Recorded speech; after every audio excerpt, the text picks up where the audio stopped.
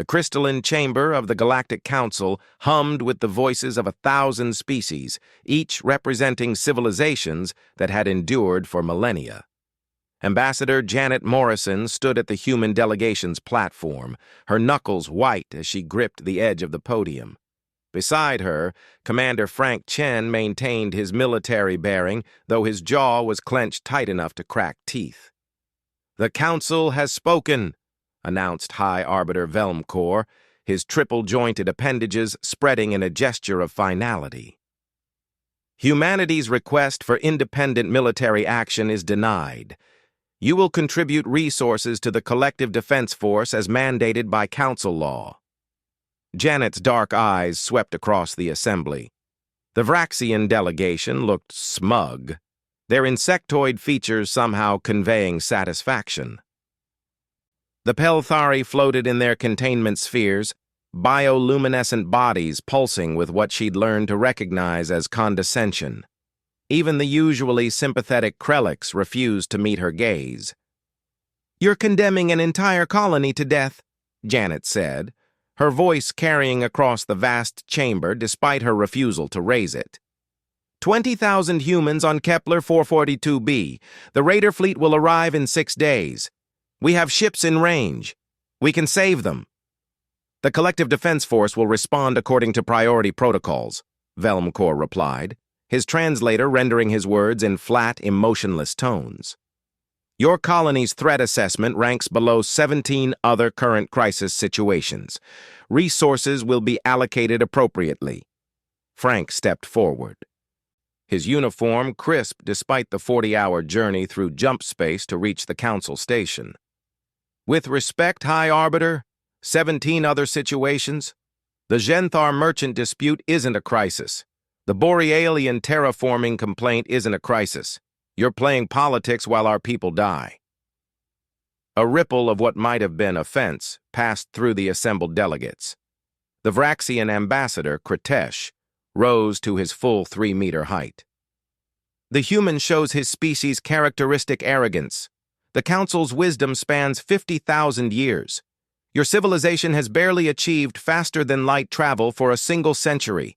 Perhaps if you spent less time on military aggression and more on diplomatic protocols— "Don't," Janet interrupted, her voice suddenly sharp as broken glass.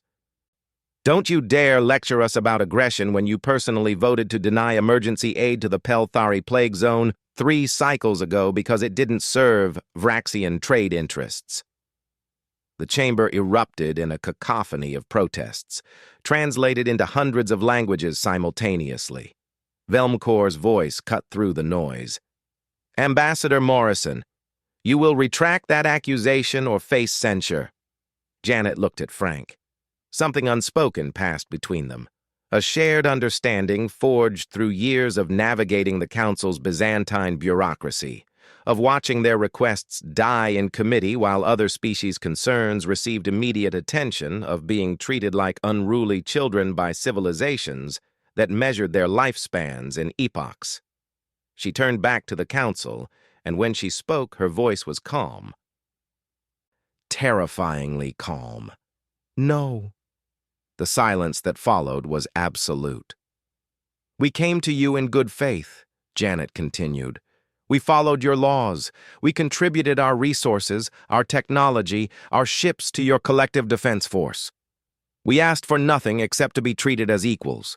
And at every turn, you've made it clear that we're not. We're the upstarts, the newcomers, the ones who need to learn their place." Frank pulled out a data crystal, his movements deliberate. "This contains formal documentation of every request humanity has made to this Council in the past 15 years. Defense requests, humanitarian aid requests, trade dispute arbitrations. Do you know our approval rate, High Arbiter?" Velmcor's translator remained silent. 8%, Frank said. 8%. The galactic average is 63%. Care to explain that discrepancy? "The human delegation will cease this disruption immediately," Velmcor commanded. But there was something new in his tone. Uncertainty, perhaps. Janet reached up and unpinned the Council insignia from her uniform, a symbol she'd worn with pride for a decade. She placed it gently on the podium, 20,000 humans are going to die because you've decided their lives aren't worth the political inconvenience of approving our request, but they're not going to die alone. She looked directly at the Vraxian delegation. Because we're going to save them anyway. The chamber exploded with voices. Violation of council authority. Illegal military action.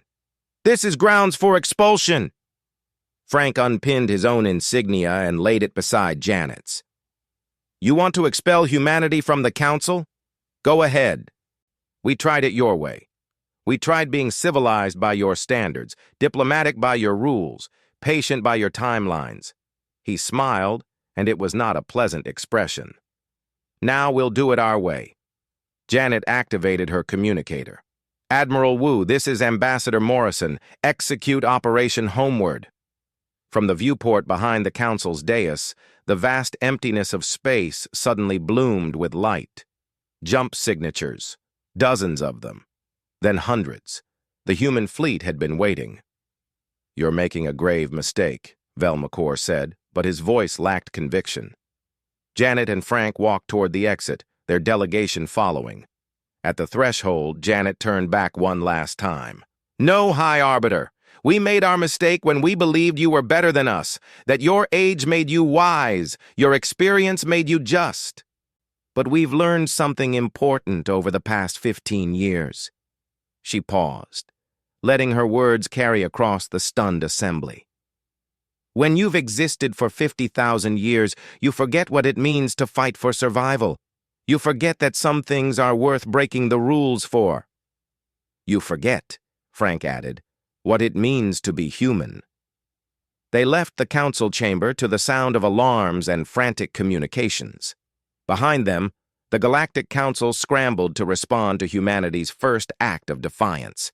And in the void of space, the human fleet jumped toward Kepler 442b, racing against time to prove that sometimes the newest voice in the room is the one that needs to be heard the loudest.